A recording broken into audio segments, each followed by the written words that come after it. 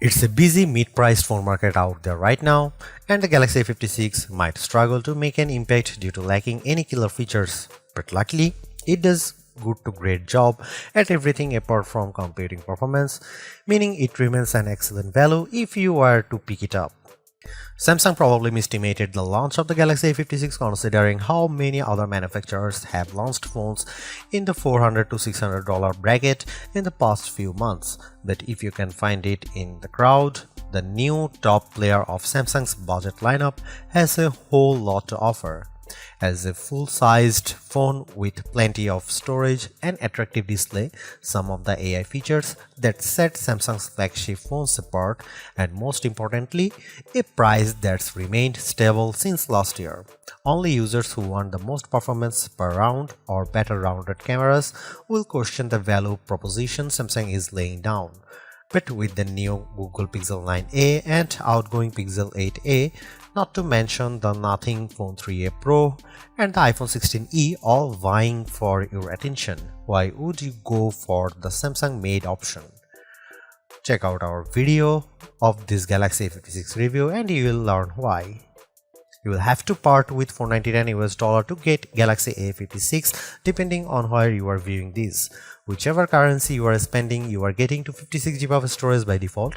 It's unfortunate that there is no option to spend more to further expand the storage capacity, but having twice as much storage as the Galaxy A55 from last year without costing a penny more is the kind of upgrade we treasure.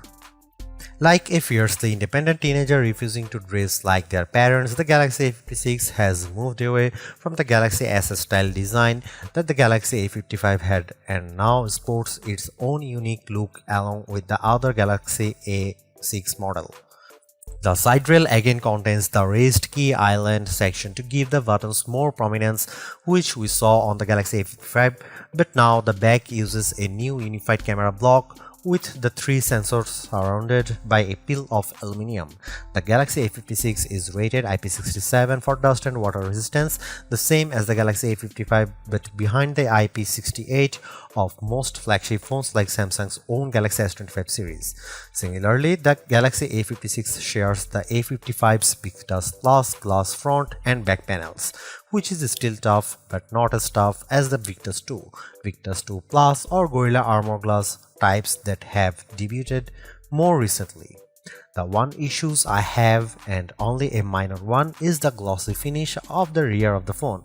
Most phones use textured glass or plastic that makes it hard to notice finger marks, but not the Galaxy A56, whose back panels looks like a French door installed in a kindergarten after only few minutes of use.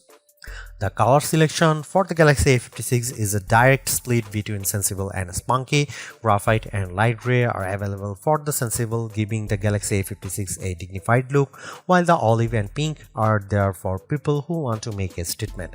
The Galaxy A56 sticks with a 6.7-inch Full HD display like its predecessors, albeit with the bezel slimmed down compared to the Galaxy A55.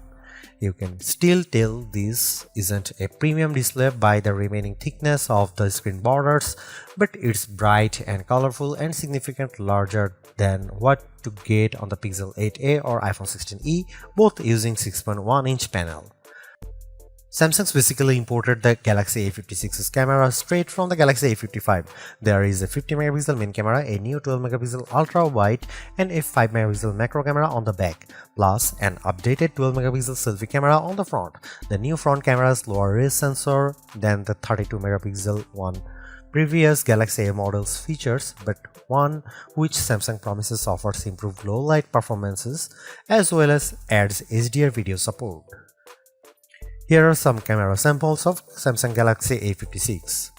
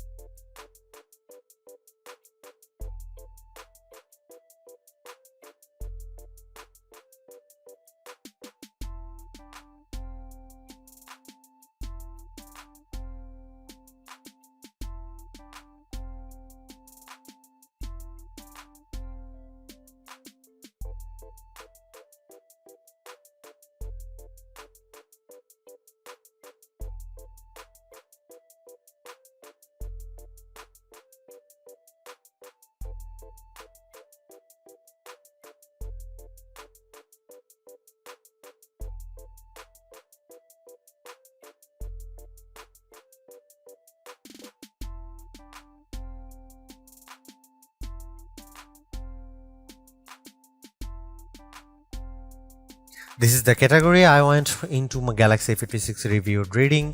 Samsung's mid-range Exynos chips haven't been impressive historically, and with an Exynos 1580 driving the A56, I wasn't expecting great results, and undoubtedly, my expectations were met. To focus on the positive first, the Galaxy A56 does better than the Galaxy A55 it's replacing and beats the Nothing Phone 3a Pro on the Geekbench CPU and 3D Mark GPU tests. But the Samsung is a long way behind the Pixel 8a and iPhone 16e, which both use flagship grade chips, and I can't fathom how slow the Galaxy A56 is at processing video, turning in the single worst result I have seen on our Adobe Premiere Rush test of turning a 4K video into a 1080p one. Samsung has given the A56 a little extra help with intensive tasks with the addition of vapor chamber cooling, only seen on Samsung's flagship models before now. The influence of this addition was easily felt while gaming, as even when the Galaxy A56 has struggled to keep up with Genshin Impact at maximum setting and the 60fps frame rate setting, it didn't get that warm. While Samsung hasn't tricked out the Galaxy A56's chipset, it's generous enough to give the A56 256GB of storage by default. This is double the basic storage of all the rival phones we have mentioned here, but it comes at a bit of cost. Firstly, this is the only available version to regular consumers. There is no other option to pay more to get 512GB or an even higher capacity, or to pay less if you prefer to save money or don't think you will fill 256GB. The other key factor is the Samsung no longer offers storage expansion via microSD card. This was offered on the Galaxy A55 and older models and allowed users to pop in up to another terabyte of storage. It's also a shame that the 12GB of RAM edition of the Galaxy A56 isn't being sold in Europe or North America. Having this much RAM on a phone of this price is a novelty, but also practical for performance reasons, and it's quite mean of Samsung not to offer it to us. The 5000 mAh battery in the Galaxy A56 is just as large as previous generations, but Samsung has somehow managed to squeeze much more battery life out of the same capacity. Since we haven't lab tested the Galaxy A56 yet, I performed my unofficial battery test, which sees how much battery a phone loses after 3 hours of 1080p YouTube video over Wi-Fi. The Galaxy A56 only lost 14% in this test, which compared to the Pixel 8a and Galaxy A55, which lost 18% and 22% respectively, is a big improvement and a comforting sign of good battery life under more typical conditions. In a surprising move, Samsung has given the Galaxy A56 45 wired charging, only seen before on the Galaxy S25 Plus and S25 Ultra and their predecessors. It's fast for a phone of this price, although there is no brick on the box provided, and Samsung's own 45-watt charger will set you back $49 US. We'll get back to you when we have charging test results for you, but we'd expect a charger of this power to fill the Galaxy A56 to empty to full in around an hour.